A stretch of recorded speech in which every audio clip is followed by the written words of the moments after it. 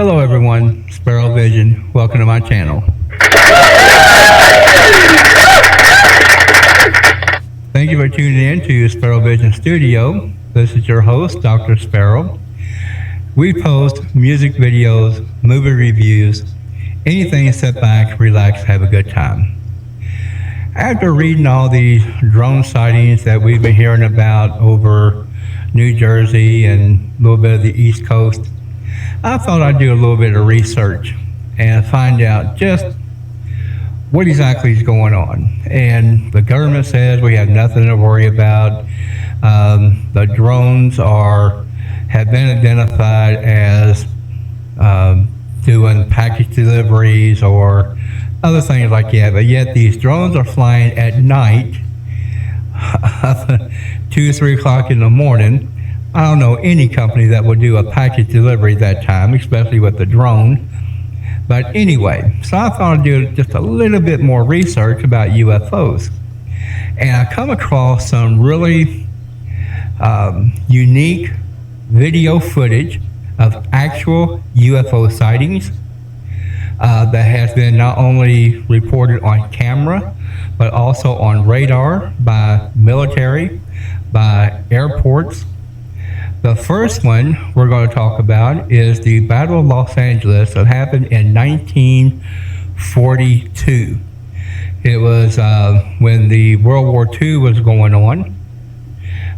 When Pearl Harbor got bombed in 1941, the whole United States was on alert, and we were told that there will be another bombing somewhere on U.S. soil. So people in big cities would practice blackouts to where no one was allowed to have any light whatsoever. You had to be off the streets by a certain time, close all your curtains so no light would shine. In the early morning of February 24th, 1942, sirens started going off over Los Angeles, saying that there is an alien, well, not alien, but there is a spacecraft that is unknown that is flying over Los Angeles. Los Angeles had called out the National Guard, the Army, to come in, and all of a sudden they started shooting everything they had at this object in the sky. This is a true story. It actually happened. Coast. Well, watch a little bit of footage on this. Fast and headed directly for the city. By 3 a.m., the object, which was now reported as about 25 planes at 12,000 feet, was just off the coast of Santa Monica, only a few miles from downtown LA. The city was ordered to black out. Anti-aircraft batteries were spun up, manned, loaded, and told to shoot on sight. Then suddenly, the object vanished from radar. It disappeared? Well, from radar, yes. But visual sightings were coming in from all over the city. Some people reported seeing one large ship. Others saw multiple aircraft flying in formation. At about 3:15 a.m., the 37th Coast Artillery Brigade saw 6 planes. And for the next hour, anti-aircraft explosions lit up the sky. As shrapnel rained on the city below, sightings continued to come in. The large object had turned south and eventually disappeared over Long Beach. At 4:14 a.m., all clear was sounded, and a few hours later, the blackout order was lifted. When the sun came up and the smoke cleared, over 1,400 high-explosive artillery shells and countless 50 caliber rounds had been fired. Several people... Now that was an actual news clipping of the object that they were shooting when the at. sun came up and the smoke cleared, over 1,400 high-explosive artillery shells and countless... Right there. Now this has been analyzed over and over. And when they started playing around with the picture to get it more clear, you can see an outline of something up in the sky. They bombed and bombed and bombed this thing, but nothing came down other than shrapnel. That's it. They shot at something up there, but they didn't hit anything. And then all of a sudden the object flew away, disappeared. That is one story, and this actually happened Los Angeles, 1942. Now let's go back a little bit more. This happened in Washington of 1952.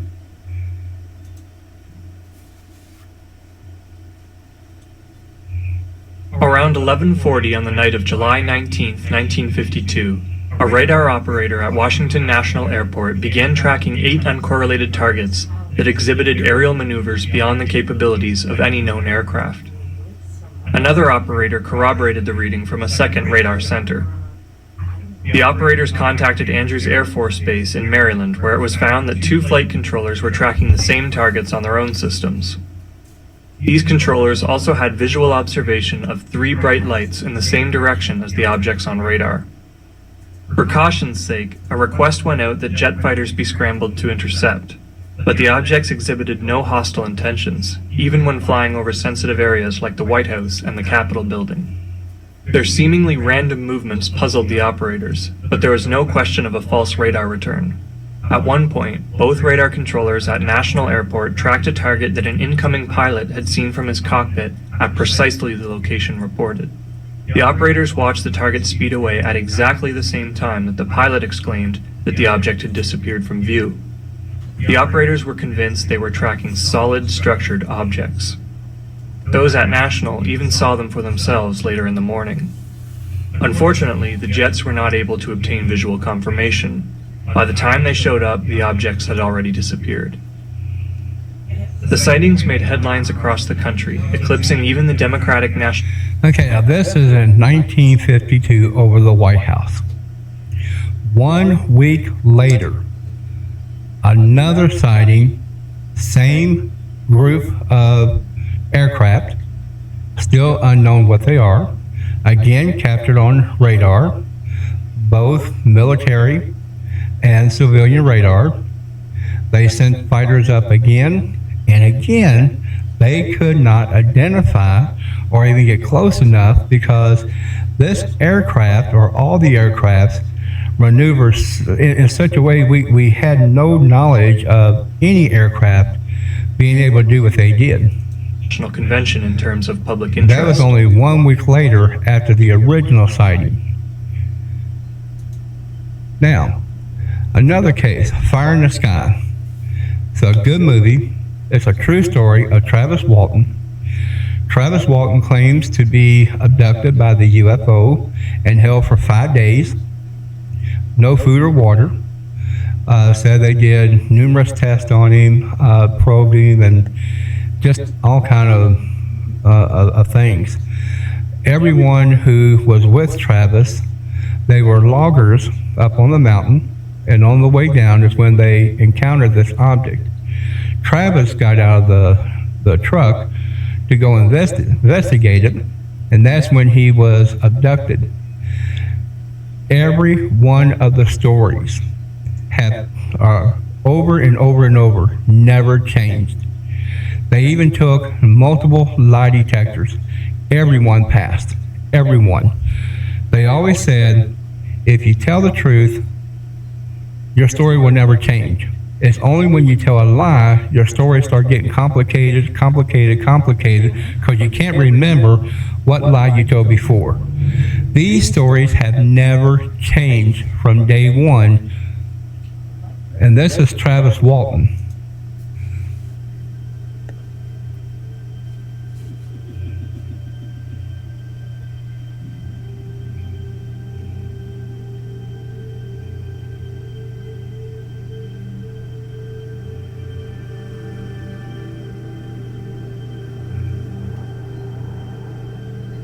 Oh, what a beautiful scenery.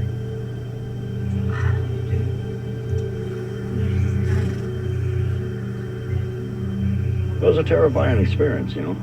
I imagine the most shook up one was probably Steve. He was only like 17. I think he actually lied about his age to get the job out there. Yeah, I was 17, so I was the kid. I thought we was going to go to jail for murder. Those times I was saying we need. They tried to get him for murder, even though they couldn't find the body. It went back. Everybody was going back and forth, you know, in their own minds and between each other. When we got back there and we looked around the area and we couldn't find Travis, that's when it hit Mike. Mike and Travis were best buddies then, you know, and stuff. And I think he felt really bad about taking off and leaving him like that. It was pretty hectic, and it was very emotional at that point. In your mind, just. Now, the people they're talking about are the actual people that were involved. with what happened to Travis. Even in the movie, they used their real names. So that even shows you the character that each individual wanted to stand by their story and didn't want anyone to misunderstand, what they're saying was actual truth. Now, but Travis Walton has never been fully documented as being 100% true. Only the truth of the matter is he was missing for 5 days, no food or water. When they took him to the hospital, he was very hydrated. And even the doctors confirmed that he had no food or water for 5 days. So that was the only thing they really substantiated with. They could never say for sure that he actually was abducted, because, how can you actually say that without any proof? Other than, like I said, their stories had never changed. They all passed lie detectors, every single one of them, multiple times. The next story I want to talk about, this one happened in 1961. Barney and his wife, Betty Hill, claims to be abducted by UFOs. Now, this is what makes their story so unique. They are a mixed couple. They're married. He's African American, she's white. 1961 is still the height of racial tensions all over. They did not want to bring any attention to themselves because they were afraid of being ridiculed for one, being a mixed couple marriage, because it was still not condoned at that time. But the stuff that they claimed, they wanted to get checked out by the doctors. They still had the dress that Miss Hill wore that was torn, where she said the aliens had probed her and did all kind of things to them. They analyzed it. They found a lot of fluid on the dress. And when they ran it through all kind of tests, it comes back unknown origin anywhere. They could not identify what the stains are. And again, this couple had passed It was just an ordinary day in America. lie detectors. Betty, Their a story social also worker, never and Barney, a changed U.S. from postal day employee, were They're driving very home after their well-known honeymoon people. in Niagara Falls. A trip, as their niece Kathleen explains, they would never forget. Betty and Barney had a wonderful time in Niagara Falls. They spent the following afternoon in Montreal. They thought about spending the night downtown, but they heard that there was a hurricane whirling up the coast. And they wanted to drive through the night if they could.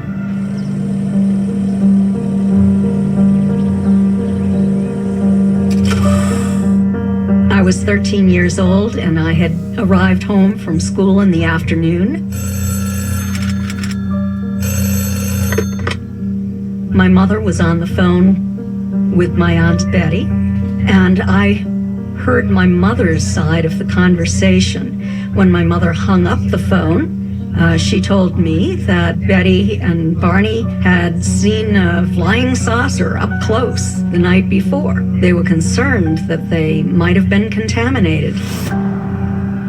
I was in shock. I thought this was very, very strange. Hello, which one have I got on the line, or have I got your both? You have us both on. Oh, how wonderful. Hello, that's you, Barney? Yes, that's correct. And Betty, are you there? Yes, I'm here. Betty? This is a 1966 radio interview with Betty and Barney, in their own words. Now, as I understand it, we have to go back to 1961 to start this whole incident, don't we? Yes, that's right. September 19th, 1961. The night that changed their lives. Now, I don't want to give too much away because I want you to make up your own mind. I don't want to influence anyone one way or the other. Either you believe or you do not believe. There's been numerous cases all over of unidentified flying object. Again, UFO, unidentified flying object, is just that. It's unidentified. Does not mean it's an alien aircraft. It simply means it's unidentified. It could be anything, but for some reason, either it happened too quick, no one can get a video or picture or anything like that. That's why they call it a UFO, unidentified. So let's get that cleared up. Like I said, I did a lot of research on these cases, and I'm going to stop it right here because I want you to make up your own mind. If you want to dig into it and watch these stories, you'll be very surprised at the outcome. Betty Barney Hill, very, very well documented case. The Travis Walton story, the movie Fire in the Sky, he has done multiple interviews over the years, but for a while he was silent because he was afraid of being ridiculed. Everyone who was with him was the same way until they all got together and wanted to tell their story, and I'm glad they did. So make up your own mind. And I'm going to end it right here, and that way you can go back and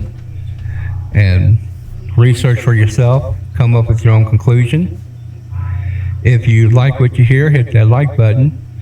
And I would like to hear your comments. I have opened up a comment section on my YouTube channel. You can click on the video and make comments on it. And that way, just share with me what your thoughts are. Don't forget to subscribe to my channel and share it around. Until next time.